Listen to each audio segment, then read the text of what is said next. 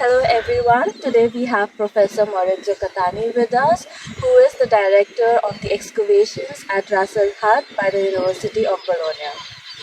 So Professor, could you please tell us about the context of the site, the background and the historical background of the site? Yeah, thank you. We are in the easternmost point of the Arabian Peninsula, and Ras Al Khaimah now is something that is transforming as a context towards a touristic place. But we know that there is a very important heritage, archaeological heritage, with several settlements dating to the 4th and 3rd millennium BC. So exactly here we are at the site HD-6, that was a full settlement dating to the end of 4th millennium and the early centuries of 3rd millennium BC, and is one of the most important sites of Oman. It is important because when we started the excavation, we didn't know that there was a full settlement made of buildings with mud bricks, and especially a stone structure just surrounding the buildings.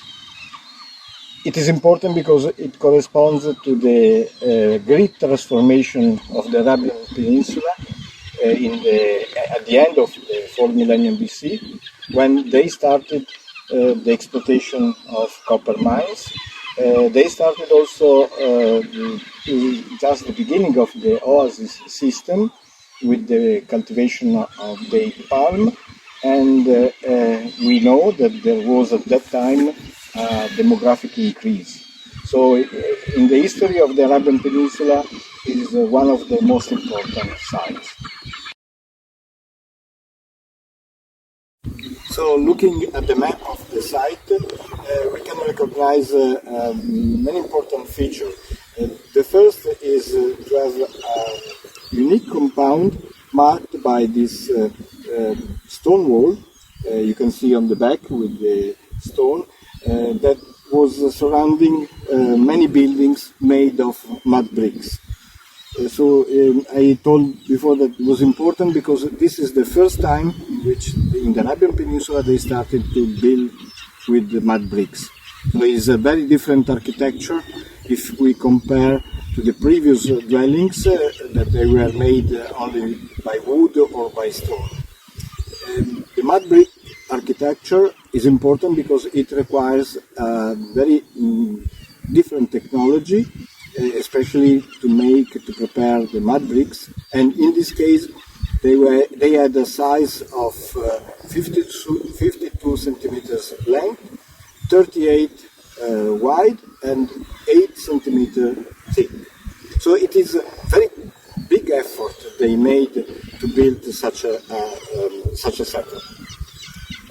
And the wall we have in the back was surrounding, and probably it had a defensive purpose to defend the area in which they built each buildings. Now what we can see in the site is, since we are at the end of the excavation, we backfilled all the excavated part, and we cannot see visibly the mud brick architecture. This is because it cannot preserve by the erosion of the wind, by the rain. So when we finish the excavation of a building, we fill back again with sand to protect the walls and the floors. Only the stone wall, they remain visible because they are obviously more safe.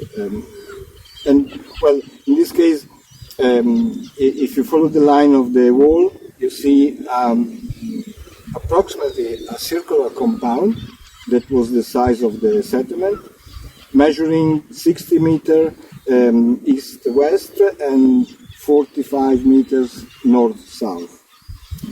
Inside this wall, there were many buildings with a specific plan that is made. It's called a tripartite plan, with a long room in the middle, It seems like a corridor, but probably was covered by roof. And at both sides there are small rooms with the entrance from the central corridor. This plan, this shape is repeated many times in each building. What we recognize here with different color are mainly different phases of construction, but they were probably very close each other. So some buildings made of mud bricks that now we cannot see because they were covered by sand in order to protect the walls. We are at the eastern side of the settlement, and if we follow the wall, the stone wall, we see that there is an interruption, and probably this was the gate, the entrance of the settlement. The wall clearly stopped in this point, and on this side is turning towards the east. Probably was connected with the path to the beach or to the place where the boat were landing, and probably was the straight connection of the people that they wanted to enter in the settlement.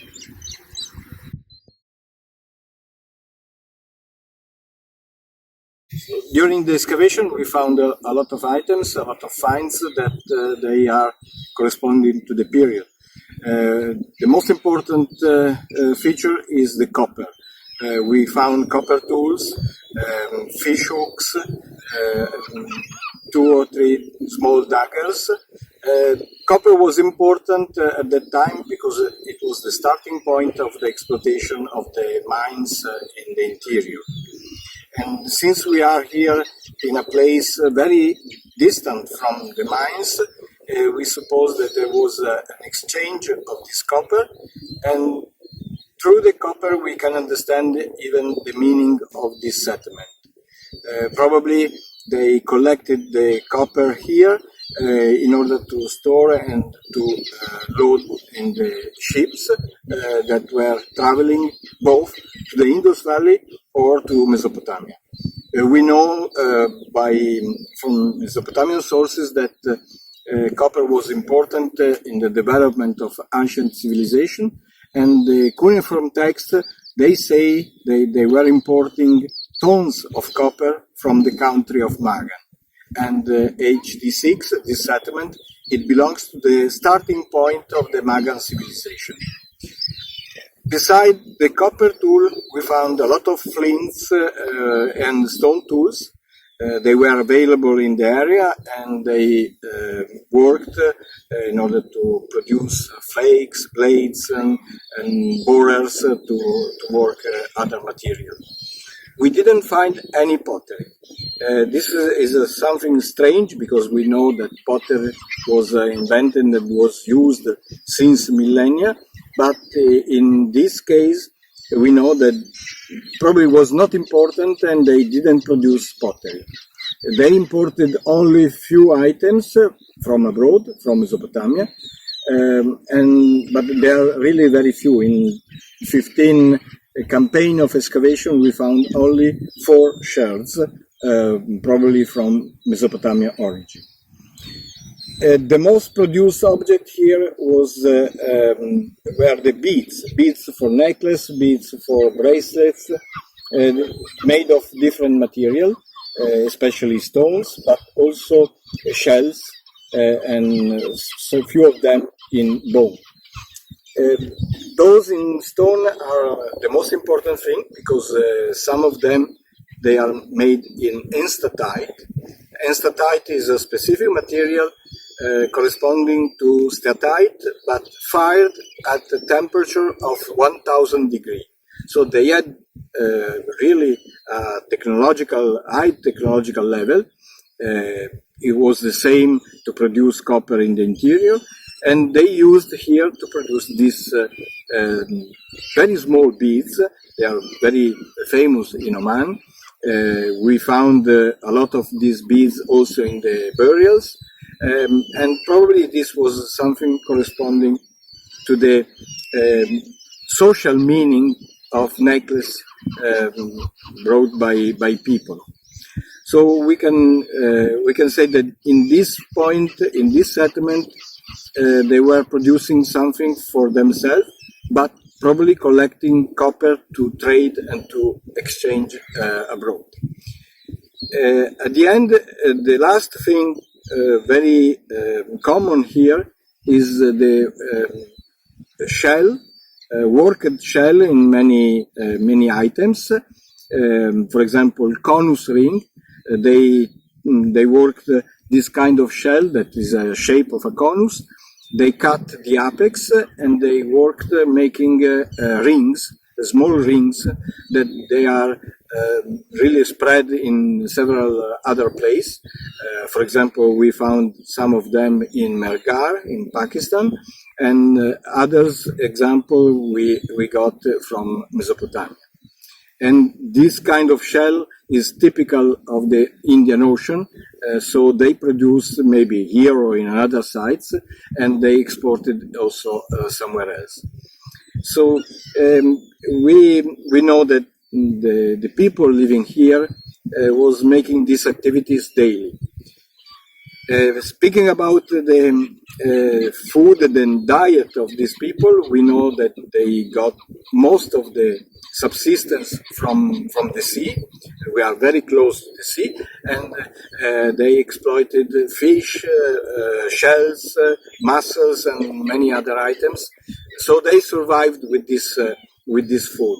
But they also breeded some animals, domestic animals, especially goats and sheep. But there are the evidence also of donkey. We have some few bones of camel.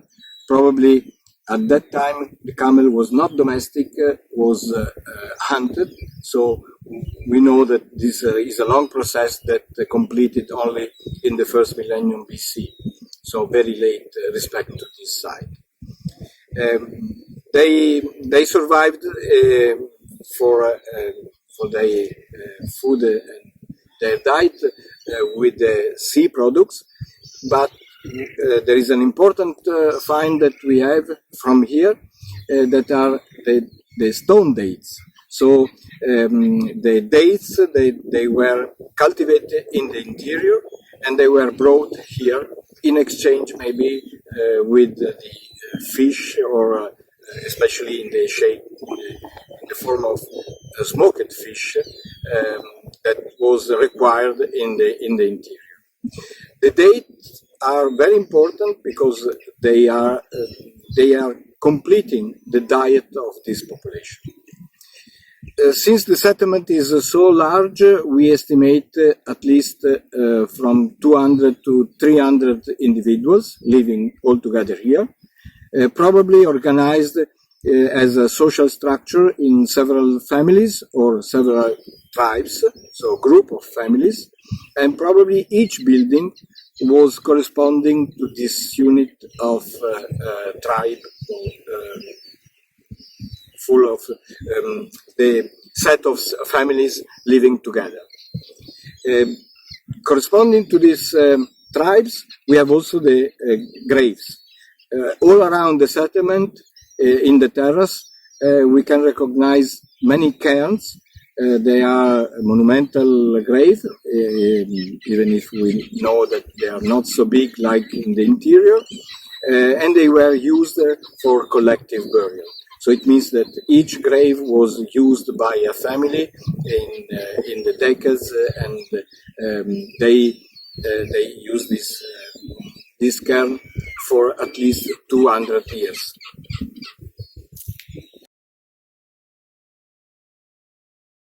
And Professor, could you please tell us the heritage management practices and the valorization project? Yes, when we excavated the site, mainly we are just thinking that the site had to be valorized, and especially for the dissemination to the public, it has to be prepared to the visitors and the comprehensive understanding of what there was. So far, we were more worried about the protection of the site, and after the excavation, we backfilled all the buildings with sand, and we covered to be sure that the walls, mud brick, will be preserved. But also we presented a project to the Ministry of Heritage and Tourism in which we would like to valorize the settlement, to prepare for the visitors. And the idea is to backfill all the settlement and to build the plan of the buildings with different materials, because we know that the mud brick, if we leave exposed to the wind and to rain, it will disappear very shortly. Backfilling all the settlements, it will be more safe and especially prepared for the path of the visitor. And with different material, we should make some new bricks, and making the plan of the buildings just to allow them to understand what the rules in the third millennium is.